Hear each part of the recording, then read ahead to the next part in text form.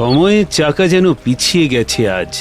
যে গ্রামকে একসময় নিজের ঘর ভাবত মাধবী, আজ সেই গ্রামকেই অচেনা লাগছে তার। বাতাসে মিশে আছে এক অদ্ভুত নীরবতা। আর এই পুকুর শুধু একটা জলাশয় নয়, সময়ের গভীরে লুকিয়ে রাখা এক গভীর রহস্যের দুয়ার, নাকি কোনো পুরনো ভয়ঙ্কর স্মৃতি। কি হলো মাধবী, এইভাবে দাঁড়িয়ে পড়লে যে? মা, এটা কি পুকুর? মা, তুমি কিছু বলছো না কেন? কিছু না, চলো বাড়ির দিকে এগোই। মাধবীর চোখ সরলেও পুকুরের সেই স্থির জল যেন তার দিকেই তাকিয়ে রইল। এই ঘরটা কেবলই ভাঙা জিনিসের স্তূপ নয়, এ যেন এক জমে থাকা কষ্টের গুহা, যেখানে প্রতিটি ধুলোকণা আর প্রতিটি ভাঙা জিনিসের টুকরোতে মিশে আছে একটা চাপা অজানা অস্বস্তি। ওহ বাবা, এইখানে আমরা থাকবো কি করে? সবকিছু এমন ভাবে পড়ে আছে যে। আরে একটা দিনের তো ব্যাপার, মায়ের বাৎসরিকটা করেই তো ফিরে যাব আমরা। চল পরি, পুকুর পাড় থেকে ঘুরে আসি। খবরদার টুটুল, পুকুর পাড়ের দিকে ভুলেও যাবে না। ওই পুকুরের আশেপাশেও পা দেবে না তুমি, মনে থাকবে? আচ্ছা ঠিক আছে মা। তার কঠোর বারণ শুনে বোঝা গেল এই পুকুরের সাথে তার কোনো অন্ধকার অতীত জুড়ে আছে, যা হয়তো সে আজও ভুলতে পারেনি। গ্রামের ওই পুকুরের জল, যা কিছুক্ষণ আগেও ছিল স্থির আর শান্ত, তা হঠাৎই যেন জীবন্ত হয়ে উঠল। ঢেউগুলো যেন কোনো অতৃপ্ত আত্মার দীর্ঘশ্বাস। প্রতিটি ঢেউয়ের সাথে যেন ভেসে আসছে এক পুরনো কান্নার প্রতিধ্বনি। মাধবীর উপস্থিতি কি এই পুকুরের ঘুমন্ত বিভীষিকাকে জাগিয়ে তুলেছে? দুটি লাল চোখ, সেই চোখে কোনো প্রাণ নেই, শুধু এক গভীর অতৃপ্তি আর তীব্র ক্ষুধা। এই উত্তাল জল আর সেই লাল চোখ যেন ইঙ্গিত দিচ্ছে আজই সেই রাত।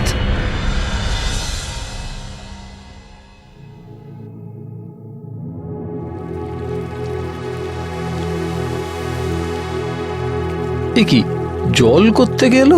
আরে বাবা, ইস, এটা কি হলো? আজ তো পূর্ণিমাও নয় যে জোয়ারের জল এত দূর উঠে আসবে।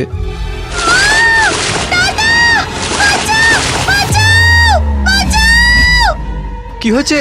কি হয়েছে পরি? কি হলো?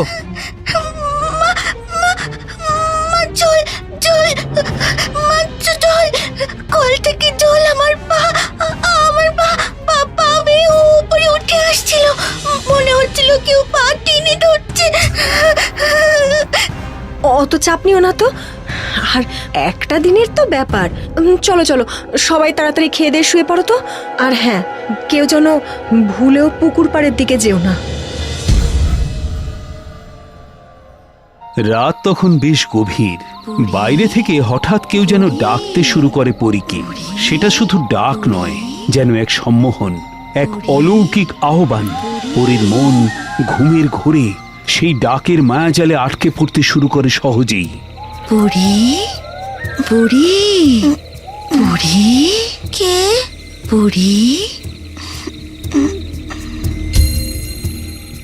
খেলবো।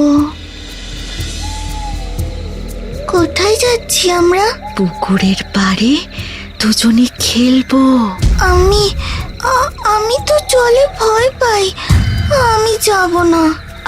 আয় আয়, কিচ্ছু হবে না, আয়।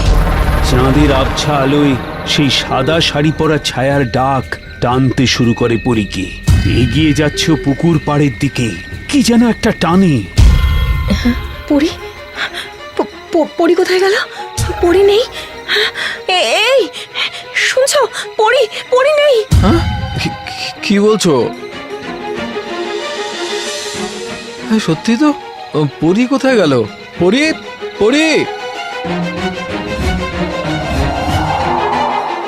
রাতের ঠান্ডা বাতাসে যেন মৃত্যুর গন্ধ।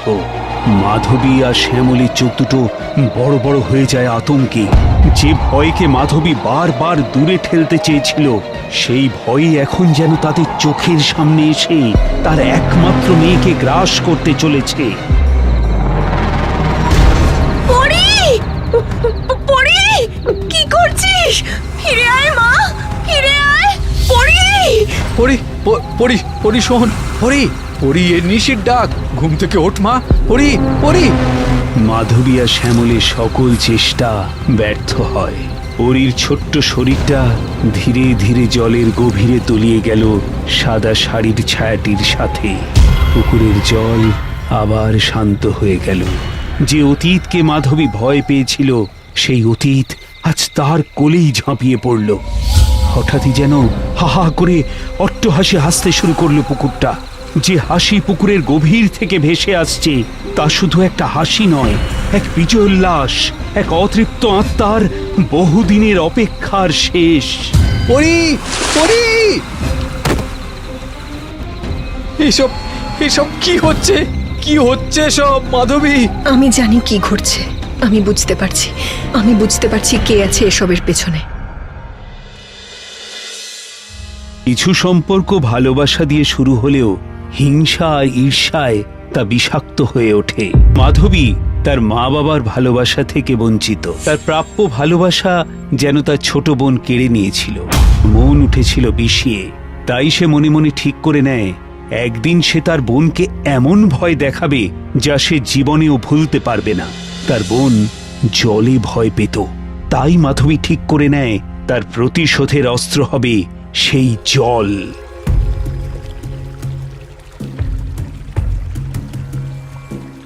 দিদি, তুমি তো জানো আমি জলে ভয় পাই, তবু কেন আমাকে এখানে নিয়ে এলে বলো তো?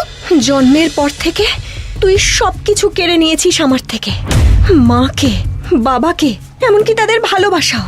আমার পুতুল পর্যন্ত ছাড়িসনি তুই, সবকিছু কেড়ে নিয়েছিস। তাই আজ তোর জীবনটা কেড়ে নেব আমি।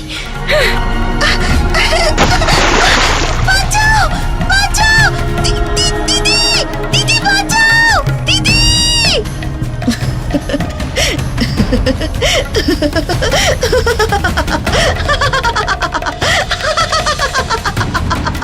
যে হাসি সেদিন মাধবীর মুখে ফুটে উঠেছিল, তা ছিল এক নির্মম প্রতিশোধের হাসি। তার বোনের চিৎকার যেন তার কানেই পৌঁছল না। জলের গভীরে হারিয়ে গেল একটি নিষ্পাপ প্রাণ, কিন্তু প্রতিশোধ শেষ হয়ে গেল না। তারপর থেকে মাধবীর ছোট বোনও অপেক্ষা করেছিল আজকের এই দিনটার জন্য। আজ তার দিন, কেড়ে নেওয়ার দিন।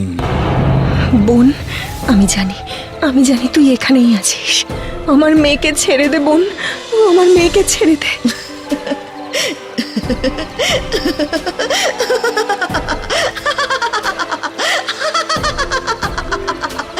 ছাড়তে বলছিস? কেন ছাড়বো?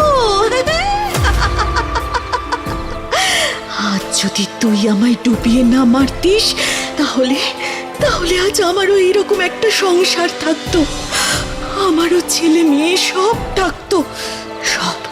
সব কেড়ে নিয়েছিলি তুই, আমার স্বপ্ন, আমার জীবন সব। তাই আজ আমি তোর জীবনের সমস্ত আনন্দ কেড়ে নেব।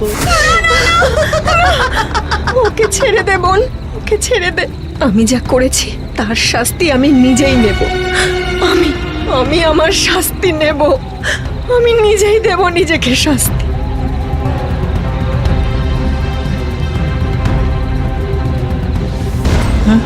মাধবী, মাধবী কি করছো তুমি?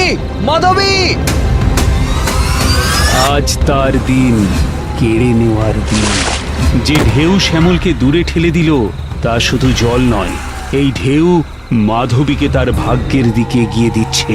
এ শুধুই আত্মত্যাগ নয়, পাপের প্রায়শ্চিত্ত।